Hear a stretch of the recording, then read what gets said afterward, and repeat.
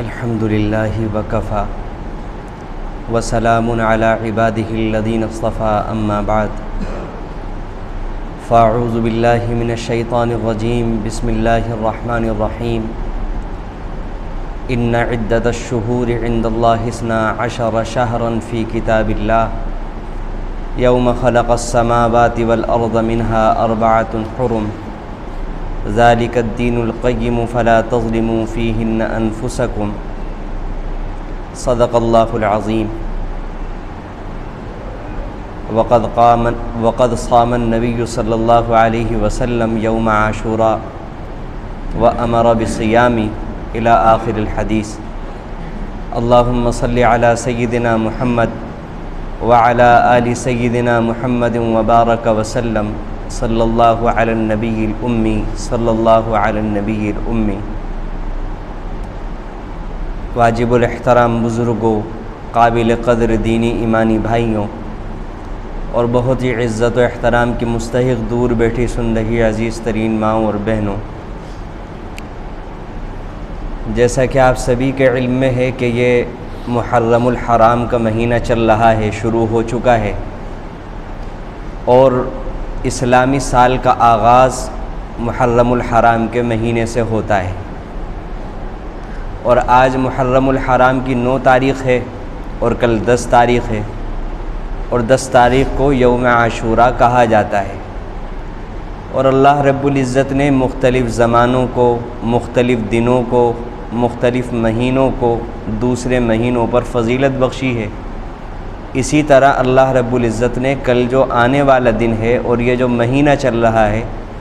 اس مہینے کو اور آنے والے دن کو دوسرے دنوں پر اور دوسرے مہینوں پر فضیلت بخشی ہے۔ اللہ رب العزت بہتر جانتے ہیں کہ اس فضیلت کی کیا وجہ ہے اور کس طرح کی یہ فضیلت ہے۔ ان سوالات کے جوابات اللہ رب العزت کے سامنے ہیں، اللہ رب العزت کے علم میں ہیں۔ ہم بندوں کے لیے اتنا کافی ہے کہ جتنی فضیلت اللہ رب العزت نے مناسب سمجھی ہم جانیں، اتنی فضیلت اللہ کے نبی صلی اللہ علیہ وسلم کے سامنے اللہ کے نبی صلی اللہ علیہ وسلم کے ذریعے ہمارے سامنے ظاہر کر دی گئی۔ بس اتنی فضیلت جاننا ہم سب کے لیے کافی ہے۔ اس مہینے میں حضرت حسین رضی اللہ عنہ کی شہادت کا واقعہ بھی پیش آیا ہے۔ وہ واقعہ گزشتہ سالوں میں نے آپ کے سامنے ذکر بھی کیا ہے۔ اس تعلق سے بھی ہمیں کیا سبق ملتا ہے اور کیا سیکھنے کی چیزیں ہمیں ملتی ہیں، تھوڑا سا مجھے آپ حضرات کے سامنے تذکرہ کرنا ہے۔ سب سے پہلے میں اپنی بات یہاں سے شروع کرنا چاہتا ہوں کہ اللہ کے نبی صلی اللہ علیہ وسلم نے صحابہ کرام کی ایسی تربیت کی تھی، صحابہ کرام کو اس طرح لے کر چلے تھے، صحابہ کرام کو اس طرح تیار فرمایا تھا کہ صحابہ کرام کی دل کی گہرائیوں میں یہ بات اتر چکی تھی کہ ہماری جان، ہمارے مال، ہماری اولاد، یہ ساری کی ساری چیزیں اللہ رب العزت کی ہیں۔ اور بالکل اسی طرح کہ جس طرح کوئی عزیز ترین مہمان ہمارے گھر آتا ہے تو ہماری یہ خواہش ہوتی ہے کہ وہ جتنا بھی ہمارے گھر سے آرام و سکون حاصل کر سکتا ہے، ہمارے لیے سعادت مندی کی اور خوش نصیبی کی بات ہے، اور ہم وہ چیزیں جو ہم نے چھپا کر رکھی ہوئی ہوتی ہیں، وہ والی چیزیں نکال کر اس مہمان کے سامنے پیش کرتے ہیں کہ یہ اس والی چیز کو استعمال کر لے، اس کھانے کی چیز کو اپنے کھانے کے استعمال میں لے آئیں، رات کو بستر سب سے شاندار ہو، کمرہ سب سے شاندار ہو، ہر چیز جو سب سے بہتر ہوتی ہے، ہم یہ سمجھتے ہیں کہ اگر وہ عزیز ترین مہمان استعمال کر لے گا تو اس کا استعمال کرنا ہمارے لیے سعادت مندی کی بات ہے۔ بالکل اسی طرح صحابہ کرام یہ بات سمجھا کرتے تھے کہ ہماری جان اگر اللہ رب العزت قبول کر لیں تو یہ ہمارے لیے سعادت مندی کی بات ہوگی، اگر ہماری اولاد کو اللہ رب العزت قبول کر لیں تو یہ ہمارے لیے سعادت مندی کی بات ہوگی، اگر ہمارا مال ہمارے کام آنے کے بجائے اللہ کے دین کے کام آ جائے تو یہ ہمارے لیے اس سے بہتر ہوگا کہ وہ ہمارے کام آئے۔ یہ بنیادی طور سے صحابہ کرام کے دلوں میں یہ بات اتر چکی تھی، جو بات آج ہماری زندگیوں میں نظر نہیں آتی۔ ہم یہ سمجھتے ہیں کہ پہلے اپنا پیٹ بھریں، ہم یہ سمجھتے ہیں پہلے اپنے ارمان پورے کریں، ہم یہ سمجھتے ہیں پہلے اپنی خواہشات پوری کریں،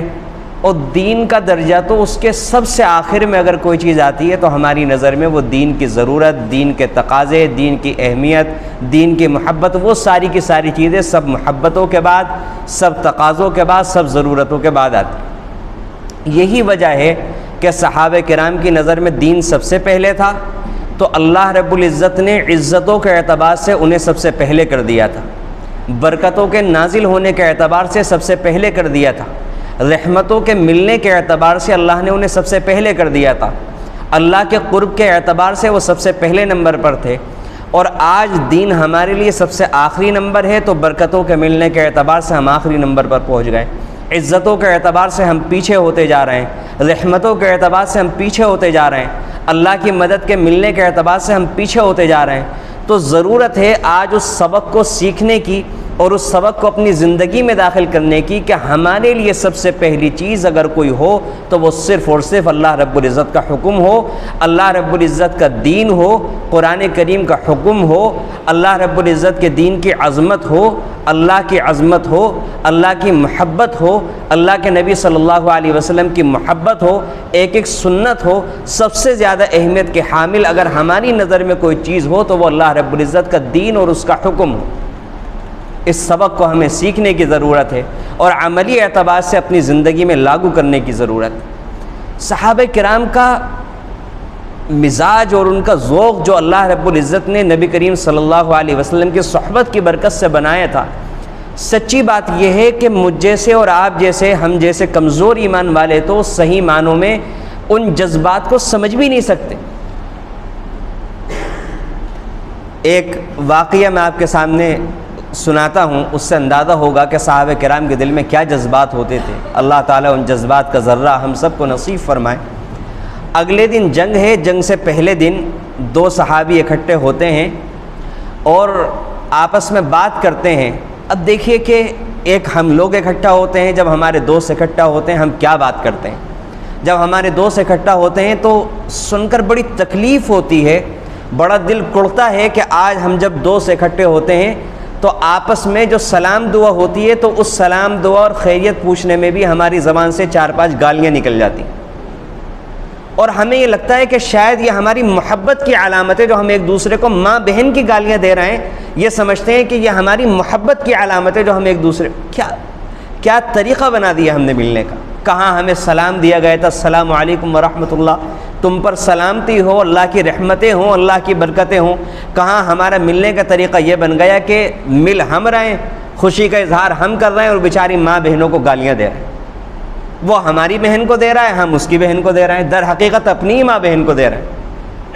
اور ادھر صحابہ کرام جب مل رہے ہیں تو بیٹھ کر کے معلوم ہے کہ اگلے دن دشمن ہم سے تعداد کے اندر کئی گنا زیادہ ہے، اور بالیقین ہم میں سے بہت سی جانیں آج دنیا میں ہیں، کل آخرت میں ہوں گی، اور جنت میں اللہ رب العزت کی نعمتوں، اللہ کی نعمتوں سے محظوظ ہو رہی ہوں گی۔ معلوم ہے کہ کل ہم میں سے بہت سو کی جانیں چلی جائیں گی۔ اب بیٹھ کر جب ان کی تمنائیں، آرزویں دیکھیں کس حد تک وہ اللہ کی باتوں پر، اللہ کے وعدوں پر یقین رکھتے تھے، کس حد تک ان کے دلوں میں ایمان کی مضبوطائی اتری ہوئی تھی، کہ وہ بیٹھ کر کہتے ہیں کہ آؤ بھائی، پہلے ایک دعا میں کرتا ہوں، اس دعا پر تم آمین کہنا، پھر ایک دعا تم کرنا اللہ سے، اس دعا پر میں آمین کہوں گا۔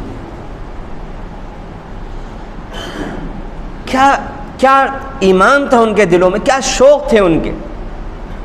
اور یہاں پر رک کر میں کہوں گا کہ یہ جو نوجوانوں کے اندر اس طرح کے احساسات اس وقت پیدا ہوتے ہیں جب بچپن سے ان کی تربیت کی جاتی ہے، جب ماں باپ کے اندر خود دین ہوتا ہے، ماں باپ کے دلوں کے اندر خود اللہ کے دین کی عظمت ہوتی ہے، تب جا کر کے ان ماں باپ کی آنے والی نسل دین کی عظمت کی حامل ہوتی ہے اور ان کے دلوں کے اندر دین کی عظمت کے احساسات ہوتے ہیں۔ جب ماں باپ کے دل میں خود احساسات نہ ہوں، جب دین کی عظمت ان کے دلوں میں خود نہ ہو، تو ان کے اولادوں کے دل کے اندر عظمت پیدا ہو جائے، یہ بہت مشکل بات ہے۔ اب کیا دعا کرتے ہیں؟ ایک صحابی یہ دعا کرتے ہیں کہ اللہ، کل جب میرا مقابلہ ہو تو اس مقابلے کے اندر میں خوب جاں بازی کے ساتھ اسلام کی خدمت کے لیے، اسلام کی سربلندی کے لیے، اللہ کے کلمے کی سربلندی کے لیے میں خوب کوشش کروں، اور پھر ایسا ہو کہ وہ جو دشمن ہو وہ مجھ پر غالب آ جائے اور میری جان لے لے۔ کیا تمنائیں ہیں، کیا آرزویں ہیں۔ اور اس کے بعد وہ دعا کرتے ہیں کہ اللہ، میں یہ دعا کرتا ہوں کہ وہ میری ناک کاٹ لے،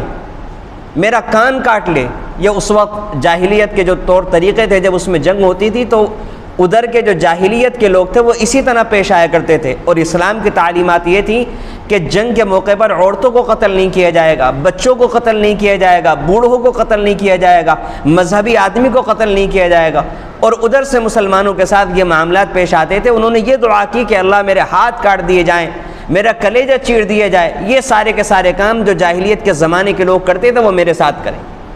اور پھر کہنے لگے کہ اللہ پھر قیامت کے دن میں آپ کے سامنے جب حاضر ہوں گا تو میں اس حال میں حاضر ہوں گا کہ میرا کان کٹا ہوا ہوگا، میری ناک کٹی ہوئی ہوگی۔ تو جب آپ مجھ سے سوال کریں گے کہ بندے تو نے میرے لیے کیا کیا، تو میں اپنے جسم کی طرف اشارہ کر کے کہوں گا کہ یا اللہ ایک جسم دیا تھا میں نے، اس کا آپ کی خوشنودی کے لیے، آپ کی رضا کے لیے یہ حال کروا دیا۔ یہ ان کے شوق تھے، یہ ان کی تمنائیں تھیں، یہ ان کی آرزوئیں تھیں۔ یہ تو ایک بڑی عمر کے صحابی کا میں آپ کو حال بتا رہا ہوں، ایک بچے کا، ایک نوجوان کا آپ حال سن لیجئے کہ جنگ کے موقع پر آپ جا رہے ہیں، مسلمانوں کی تعداد نہایت کم ہے اور ادھر کی تعداد بہت زیادہ ہے۔ دو بچے وہ جب مدینے سے اللہ کے نبی صلی اللہ علیہ وسلم نکلے، ساتھ ہو لیے، اور بھی بہت سارے بچے ساتھ ہوئے۔ ایک مقام پر جنگ کے میدان سے جب آپ قریب ہونے لگے، آپ نے اپنے لوگوں کا جائزہ لیا، اس میں جو کم عمر بچے تھے انہیں واپس کر دیا، لیکن ایک بچہ نوجوان 12-13 سال کی عمر کا، صحابہ کرام نے بتایا کہ اللہ کے نبی صلی اللہ علیہ وسلم یہ بہت ماہر تیر انداز ہے، یہ تیر اندازی بہت شاندار کرتا ہے۔ اللہ کے نبی صلی اللہ علیہ وسلم نے اجازت دے دی۔ اب جو دوسرے جو صحابی تھے وہ کہتے ہیں کہ اللہ کے نبی صلی اللہ علیہ وسلم میں اور یہ تقریباً برابر ہیں، جب آپ نے انہیں اجازت دے دی تو آپ مجھے بھی اجازت دیں، اور آپ میرا ان سے مقابلہ کروا دیں، میں کشتی میں انہیں ہرا سکتا ہوں، میرے اندر اتنی طاقت ہے، تو جب آپ نے انہیں اجازت دی ہے مجھے بھی اجازت دیں۔ 13 سال کا نوجوان کس چیز کی اجازت مانگ رہا ہے؟ معلوم ہے اسے کہ کل میدان جہاد کے اندر مجھے جانا ہے، اور وہاں جا کر میرے جسم کا ہو سکتا ہے کوئی حصہ کٹ جائے، ہو سکتا ہے مجھے پوری جان اپنی اللہ کے سپرد کرنی پڑ جائے۔ وہ شوق کے ساتھ اللہ کے نبی صلی اللہ علیہ وسلم سے ریکویسٹ کر رہا ہے، آپ سے گزارش کر رہا ہے بار بار کہ اللہ کے نبی صلی اللہ علیہ وسلم مجھے اجازت دے دیجیے۔ اور اس سے پہلے جب نپائی ہو رہی تھی اور دیکھا جا رہا تھا کہ مجاہدین کے برابر وہ جو چھوٹے بچے ہیں وہ ہیں یا نہیں، تو اس وقت یہی بچہ 12-13 سال کا یہ پنجوں کے بل کھڑا ہو جاتا ہے تاکہ اللہ کے نبی صلی اللہ علیہ وسلم کو میری ہائٹ کچھ اونچی نظر آئے۔ یہ شوق ہے 12-13 سال کی عمر کے بچوں کا کہ اللہ کے دین کے لیے اگر ہماری جان کام آ سکتی ہے تو ہم جان اللہ کے دین کے سپرد کر دیں۔ یہ اللہ کے نبی صلی اللہ علیہ وسلم کی تربیت سے نوجوانوں کے اندر یہ جذبات۔ آج ہم نوجوانوں کے کیا جذبات ہیں، آج ہم اپنی اولاد کے لیے کیا جذبات رکھتے ہیں۔ یہ میں نے مثال دی ایک نوجوان کی، اب آج سنیے ایک عورت کے دل میں اللہ اپنے دین کی محبت کے لیے، اللہ کی محبت کے لیے کیا جذبات تھے کہ ایک موقع پر جہاد کے لیے اللہ کے نبی صلی اللہ علیہ وسلم نے اعلان کیا، دشمن چڑھائی کر کے آیا ہوا تھا، تو اس موقع پر مسجد نبوی کے دروازے کے قریب ایک خاتون آئی ہوئی ہیں۔ اللہ کے نبی صلی اللہ علیہ وسلم کی نظر پڑتی ہے، آپ حضرت بلال رضی اللہ عنہ کو بھیجتے ہیں کہ بلال جا کر دیکھ کر آؤ، اور یہاں پر رک کر میں گزارش کروں گا اپنی عزیز ترین ماں اور بہنوں سے کہ خدا کے لیے سمجھیں کہ دین اور اللہ کی محبت کیا ہوتی ہے، اور صحابیات نے کیسے نادر نمونے پیش کیے اور ہم کیا پیش کر رہے ہیں اللہ کے سامنے۔ اللہ کے نبی صلی اللہ علیہ وسلم نے جب حضرت بلال رضی اللہ عنہ کو بھیجا، بلال رضی اللہ عنہ نے اس عظیم خاتون سے جب گفتگو کی تو بلال رضی اللہ عنہ جس وقت لوٹے ہیں تو ان کی ہچکیاں بندھی ہوئی ہیں، ہچکیوں سے رو رہے ہیں۔ اللہ کے نبی صلی اللہ علیہ وسلم پوچھتے ہیں بلال بتاؤ کیا بات ہے، کیوں رو رہے ہو؟ وہ خاتون بتاتی ہیں، ان خاتون نے جو بات کی تھی، جو گفتگو کی تھی، حضرت بلال رضی اللہ عنہ بتاتے ہیں کہ اللہ کے نبی صلی اللہ علیہ وسلم اس خاتون کی گود میں جو بچہ ہے وہ یہ خاتون یہ کہنے کے لیے آئی ہے کہ اس بچے کو جہاد میں لے جاؤ۔ اللہ کے نبی صلی اللہ علیہ وسلم نے کہا کہ یہ تو بچہ بھی چل بھی نہیں سکتا، یہ کیا کرے گا؟ تو وہ عظیم خاتون یہ کہتی ہیں کہ اللہ کے نبی صلی اللہ علیہ وسلم آپ کے بہت سے صحابہ کرام کا ڈھال نہیں ہوگی، تو میرا بچہ ڈھال کے تو کام آ جائے گا، دشمن کے تیروں کو اپنے اوپر روک تو لے گا، میرا بچہ اسی کام آ جائے، میرے گھر میں کوئی اور مرد نہیں ہے۔ میں چاہتی ہوں کہ قیامت کے دن دین کے لیے قربانی دینے والی ماؤں میں میرا بھی نام شامل ہو جائے۔ یہ عظیم جذبات تھے صحابہ کرام کے کہ اگر ہماری جان اللہ کے نام پر قربان ہو جاتی ہے تو یہ ہماری جان کے لیے سعادت مندی کی بات ہے۔ ایک ملک کے عیسائی بادشاہ نے 2 صحابہ کو گرفتار کیا۔ کسی نے بتایا اس کے وزیر نے کہ ان کے چہرے کے اوپر جو آثار نمایاں ہیں، جو صلاحیتیں جھلک رہی ہیں ان کے چہروں سے، اگر یہ اپنی فوج کے اندر شامل ہو جائیں تو ہماری فوج کی قوت میں نہایت زبردست طریقے کا اضافہ ہو جائے گا۔ اس نے بہت کوششیں کی، سمجھایا، بجھایا، دھمکایا، لالچ دیا، کوئی تدبیر کام نہیں کی۔ تو اس نے ایک بڑی کڑھائی منگوائی اور کڑھائی کے اندر تیل کو کھلایا اور ایک صحابی کو اس تیل کے اندر ڈال دیا۔ اب یہ جو دوسرے صحابی کھڑے ہوئے ہیں رو رہے ہیں۔ اب وہ شخص کہتا ہے کہ دیکھو میں نے تو پہلے ہی کہا تھا یہ بھی بچ جاتے۔ اسے لگا کہ شاید ایک ڈر کے مارے رو رہے ہیں اور ہماری بات مان لیں گے، تو تمہارے یہ ساتھی اگر پہلے بات مان لیتے تو میں انہیں بھی کچھ نہ کہتا۔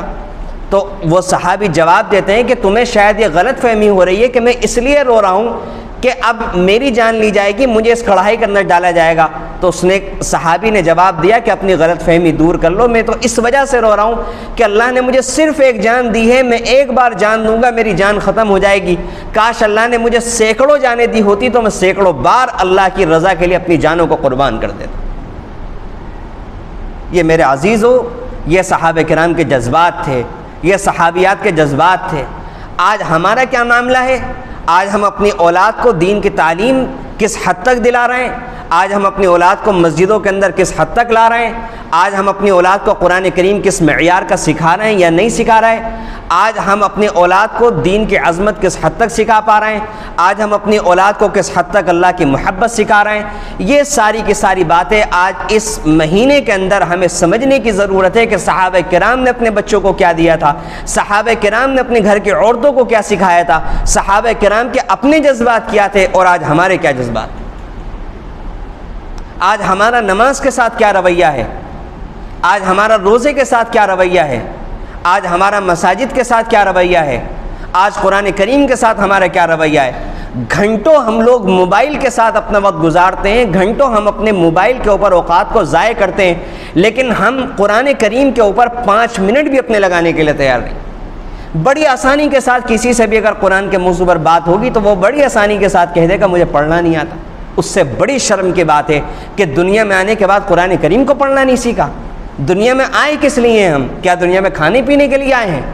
اللہ تعالیٰ نے ایک مسلمان کی زندگی کا مقصد بھی وہ بنتا جا رہا ہے جو ایک غیر مسلم کی زندگی کا مقصد ہے۔ کیا ہم یہ سمجھتے ہیں مسلمان ہونے کے باوجود بھی کہ ہم صرف اور صرف دنیا میں کھانے پینے کے لیے آئے ہیں، دنیا میں مناظر دیکھنے کے لیے آئے ہیں، دنیا میں ٹھٹے بازیاں کرنے کے لیے آئے ہیں، دنیا میں مجلسیں جمانے کے لیے آئے ہیں؟ ایک مسلمان کا دنیا میں صرف اور صرف آنے کا مقصد صرف اور صرف اللہ کی رضا اور دنیا میں آنے کے بعد زیادہ سے زیادہ اللہ کی عبادت کرنا، اللہ کے کلام کے ذریعے سے اللہ کا قرب حاصل کرنا، سجدوں کے ذریعے اللہ کا قرب حاصل کرنا، انسانیت کی خدمت کے ذریعے سے اللہ کا قرب حاصل کرنا۔ جتنے بھی اللہ کے قرب حاصل کرنے کے ذریعے ہیں ان میں زیادہ سے زیادہ حصہ لینا تاکہ کل قیامت کے دن وہ جنت کے اعلیٰ سے اعلیٰ مراتب اور منازل حاصل کر سکے۔ یہ ایک مسلمان کی زندگی کا نصب العین ہے، حقیقی مقصد ہے۔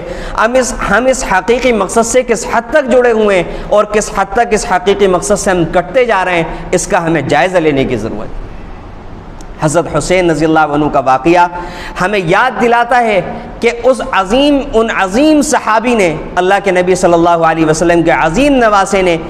جس چیز کو دین سمجھا، جس چیز کو حق سمجھا اور اس کے خلاف واقعے کو حق کے خلاف اور شریعت کے خلاف سمجھا تو انہوں نے اپنی گردن کو جھکانے کے بجائے اپنی گردن کو کٹوا دیا۔ اور آج ہم مسلمانوں کا کیا عمل ہے کہ ہمیں معلوم ہے کہ یہ چیز حق ہے، لیکن ادنیٰ سے مفاد کے لیے کہ اگر ہم اس حق بات کو زبان سے نکالیں گے تو ہو سکتا ہے کہ سامنے والے سے جو منافع ہمیں حاصل ہو رہے ہیں، جو نفع ہمیں مل رہا ہے، وہ نفع ملنا بند ہو جائے گا۔ اس لیے ہم حق کو چھپا لیں گے اور ہم ظالم کے ساتھی بن جائیں گے اور مظلوم کے اوپر ظلم کرنے والے، مظلوم کے اوپر جو ظلم ہو رہا ہے اس میں ہم حصہ ڈالنے والے بن جائیں گے۔ یہ ایک مسلمان کا عمل ہوتا جا رہا ہے۔ آج ہم کتنی ساری باتوں کو سمجھتے ہیں کہ یہ حق ہے لیکن ہم حق کے ساتھ کھڑے ہونے کے لیے تیار نہیں ہیں۔ حضرت حسین رضی اللہ عنہ کا عمل یہ ہم سے پوچھ رہا ہے، یہ ہمیں تعلیم دے رہا ہے، یہ ہمیں سبق سکھا رہا ہے کہ مسلمانوں، میں نے جو عظیم قربانی کے ذریعے سے پوری امت کو، قیامت تک آنے والی نسلوں کو، امت محمدیہ کو سبق دیا تھا، تم اس سبق کو کتنا سیکھ چکے ہو، تم اس سبق پر کتنا عمل کر رہے ہو، ذرا اپنی زندگیوں کا جائزہ لو۔ تم کتنا حق کا ساتھ دے رہے ہو، تم کتنا دین پر عمل کرنے والے ہو۔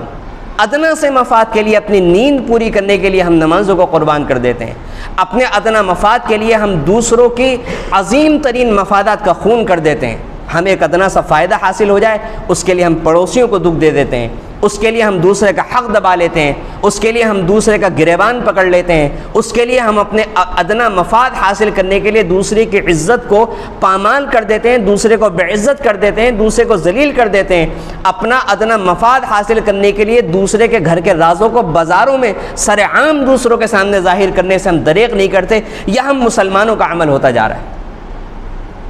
میرے عزیزو، قابل احترام بزرگوں، حضرت حسین رضی اللہ عنہ، صحابہ کرام کی جو قربانیاں ہیں، ان کے زندگی گزارنے کے جو طریقے ہیں، اس سے ہمیں سیکھنے کی ضرورت ہے۔ وہ کیا سکھا کر گئے؟ میدان جنگ میں حضرت حسین رضی اللہ عنہ کتنے دنوں سے، کتنے وقت سے پیاسے ہیں، اس کے باوجود جب عین جنگ چل رہی ہے، اس وقت میں نماز کا وقت آتا ہے تو حضرت حسین رضی اللہ عنہ کیا نماز کو تاخیر کرتے ہیں؟ سب کو معلوم ہے کہ حضرت حسین رضی اللہ عنہ نے اس کربلا کے میدان کے اندر بھی نماز کو مؤخر نہیں کیا، بلکہ جب نماز کا وقت آیا تو حضرت حسین رضی اللہ عنہ نے نماز پڑھ کر دکھائیے کہ یہ ہے اللہ کے نبی صلی اللہ علیہ وسلم سے محبت کرنے والے شخص کا عمل، یہ ہے دین پر چلنے والے شخص کا عمل، کہ معلوم ہے بالیقین چند گھڑیوں کے بعد مجھے اللہ کے پاس جانا ہے، چند گھڑیوں کے بعد میری زندگی ختم ہونے والی ہے، لیکن اس کے باوجود جب تک میری زندگی باقی ہے، جب تک میں زمین پر باقی ہوں، تو اللہ کی طرف سے جو میرے اوپر فریضہ عائد ہے، میں اس کو ذرہ برابر بھی آگے پیچھے نہیں ہونے دوں گا۔ یہ کربلا کا واقعہ ہمیں سبق دیتا ہے۔ اس کے بجائے لوگوں نے اس واقعے سے کیا سبق نکال لیے اور کیا واہیات طریقے پر اس کو منانا شروع کر دیا، اس کا شریعت سے کوئی لین دین نہیں ہو سکتا۔ حضرت حسین رضی اللہ عنہ پیاسے تھے تو لوگوں نے کیا تدبیر نکالی کہ شربت بانٹنا، شربت پلانا شروع کر دیا۔ اگر حضرت حسین رضی اللہ عنہ کے درد کو سمجھنا چاہتے ہو، ان کی سنت پر عمل کرنا چاہتے ہو، تو واقعی ان کی سنت تو یہ کہ وہ پیاسے رہے تھے، آپ بھی پیاسے رہے۔ یہ تھا ان کا طریقہ۔ کیا انہوں نے شربت استعمال کیا تھا؟ کیا انہوں نے شربت پیے تھے؟ اگر ان کا درد واقعی محسوس کرنا چاہتے ہو اور ان کے درد کی واقعی فکر ہے تو پیاسے رہو، تب جا کر کے معلوم ہوگا کہ واقعی انہوں نے کیا درد محسوس کیا تھا، ہم کیا درد محسوس کر رہے ہیں۔ اور اگر ہم یہ سمجھتے ہیں کہ آج اگر ہم شربت پئیں گے یا پلائیں گے تو ان کی پیاس ختم ہوگی، تو اس قدر واہیات قسم کی بات ہے جس کی اسلام کے اندر کوئی گنجائش ہی نہیں۔ کیا چیزیں ہم نے اسلام کے اوپر جاری کر دی اسلام کے نام پر۔ وہ جو جذبات تھے جو اللہ کے نبی صلی اللہ علیہ وسلم دے کر گئے تھے کہ انسان اگر نیکی کرے، اگر کوئی صدقہ کرے تو ایسا کرے کہ دائیں ہاتھ سے دے تو بائیں ہاتھ کو پتہ نہ چلے، وہ تو ہمارے اندر سے چیزیں جاتی جا رہی ہیں، ختم ہوتی جا رہی ہیں۔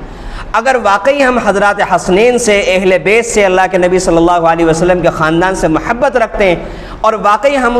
ان کے لیے مالی طور سے کچھ کرنا چاہتے ہیں، تو کیا یہ نہیں ہو سکتا کہ آپ چپکے سے صدقہ نکالیں اور اندھیرے کے اندر جا کر کسی غریب کی اس طور پر مدد کریں کہ آپ کے گھر والوں کو بھی علم نہ ہو سکے؟ یہ صدقہ اللہ کی نظر میں زیادہ محبوب ہوگا یا وہ والا صدقہ زیادہ محبوب ہوگا کہ آپ محبت کے ڈھونگ رچاتے جا رہے ہیں اور اس ڈھونگ رچانے کے اندر آپ نمازوں کو چھوڑ رہے ہیں؟ حضرت حسین رضی اللہ عنہ نے تو اس میدان میں نمازوں کو نہیں چھوڑا اور آپ ان کے نام کا شربت بانٹ رہے ہیں اور آپ اظہار کر رہے ہیں مجھے غم ہے اس شربت بنانے میں اور بانٹنے کے اندر آپ نمازوں کو چھوڑ رہے ہیں۔ یہ کون سے حسین رضی اللہ عنہ کی محبت ہے؟ یہ کون سی اہل بیت کی محبت ہے؟ تو اس لیے میرے عزیز و قابل احترام بزرگوں، ہمیں نماز کی اہمیت جاننے کی ضرورت ہے، دین کی اہمیت جاننے کی ضرورت ہے، اور اللہ کے نبی صلی اللہ علیہ وسلم کے صحابہ کرام نے جو سبق عملی طور سے امت کے سامنے پیش کیا ہے، ان اسباق پر چلنے کی کوشش کرنے کی ہمیں ضرورت ہے۔ وہ جذبات جو ان کے دلوں میں تھے، ان جذبات کو سیکھنا، ان جذبات کو سمجھنا، ان جذبات کو حاصل کرنا اور حاصل کرنے کے بعد ان پر عمل کرنا اور اپنی اولاد میں ان کو منتقل کرنا، اس کی ہمیں ضرورت ہے۔ تو یہ جو کل آنے والی تاریخ ہے، اس آنے والی تاریخ میں اور اس مہینے کے اندر اللہ کے نبی صلی اللہ علیہ وسلم سے جو طریقہ منقول ہے وہ یہ ہے کہ اللہ کے نبی صلی اللہ علیہ وسلم نے فرمایا کہ محرم کی 10ویں تاریخ کا روزہ رکھو۔ یہ واحد ایک عمل اللہ کے نبی صلی اللہ علیہ وسلم سے کرنے کا عبادت کے اعتبار سے منقول ہے کہ 10ویں تاریخ کا محرم کا روزہ رکھا جائے، اور اللہ کے نبی صلی اللہ علیہ وسلم نے فرمایا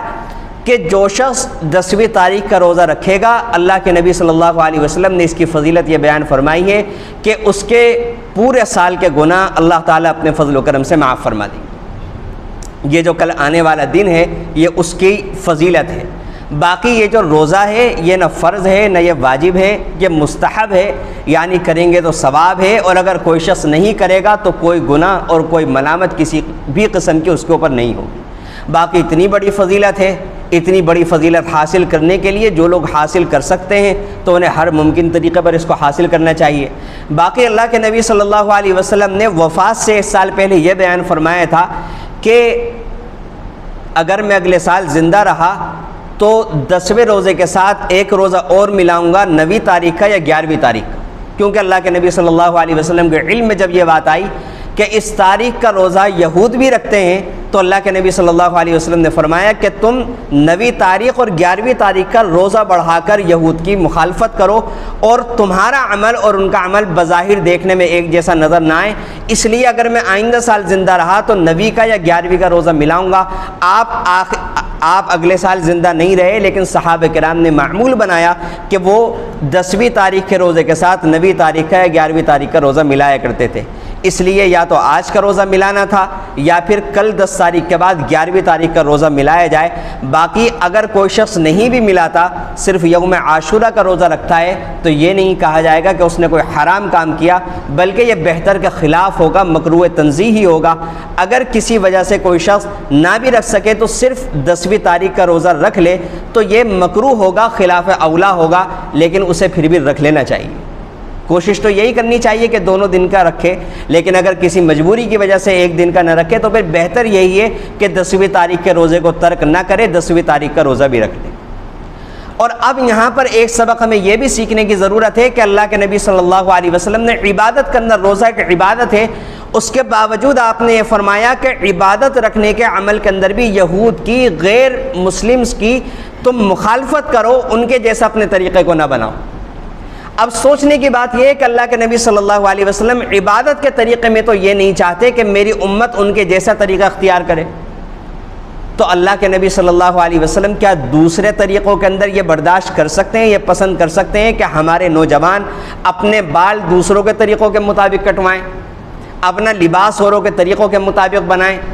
اب ان کے پانی پینے کا جو طریقہ ہو وہ غیروں کے طریقے کا ہو، حالانکہ اس کے اندر کسی بھی قسم کا کوئی فائدہ ہو ہی نہیں۔ مثال کے طور پر اسلامی طریقہ یہ ہے کہ انسان سیدھے ہاتھ سے کھائے، سیدھے ہاتھ سے پیے۔ ایک انسان غیروں کی نقالی کے اندر الٹے ہاتھ سے کھایا پی رہا ہے، تو کیا الٹے ہاتھ سے کھانے پینے میں کوئی فائدہ ہوگا؟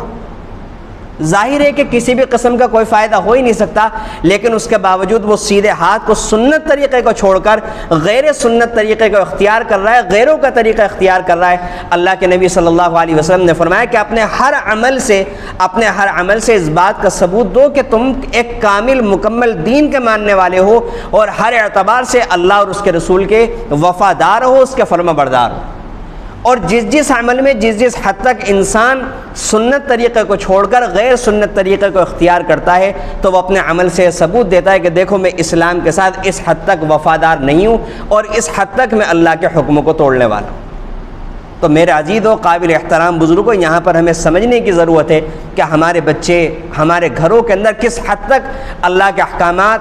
دن کے اندر، ایک دن کے اندر کتنے سارے سینکڑوں احکامات ہم سے ٹوٹ رہے ہیں اور چھوٹ رہے ہیں۔ ذرا سی بھی اگر ہم توجہ دے لیں، ہم کھانے پینے کے طریقے بچوں کو سکھانے لگیں، خود عمل کرنے لگیں، گھر سے نکلنے کی دعا، گھر میں داخل ہونے کی دعا، مسجد میں داخل ہونے کا طریقہ، مسجد سے نکلنے کا طریقہ، کھانے کا سنت طریقہ، پینے کا سنت طریقہ، بیت الخلاء میں داخل ہونے کا مسنون طریقہ، نکلنے کا یہ چھوٹی چھوٹی باتیں، نہ وقت کے اندر کوئی فرق پڑے گا، نہ کسی قسم کی کوئی کمی آئے گی، نہ کوئی نقصان ہوگا۔ اور اگر ہم ان چھوٹے چھوٹے کاموں کو سنت کے مطابق کرنے لگیں تو ہماری زندگی کے اندر برکتیں آنی شروع ہو جائیں گی، ہماری پریشانیاں دور ہونی شروع ہو جائیں گی، اللہ سے تعلق میں اضافہ ہونے لگے۔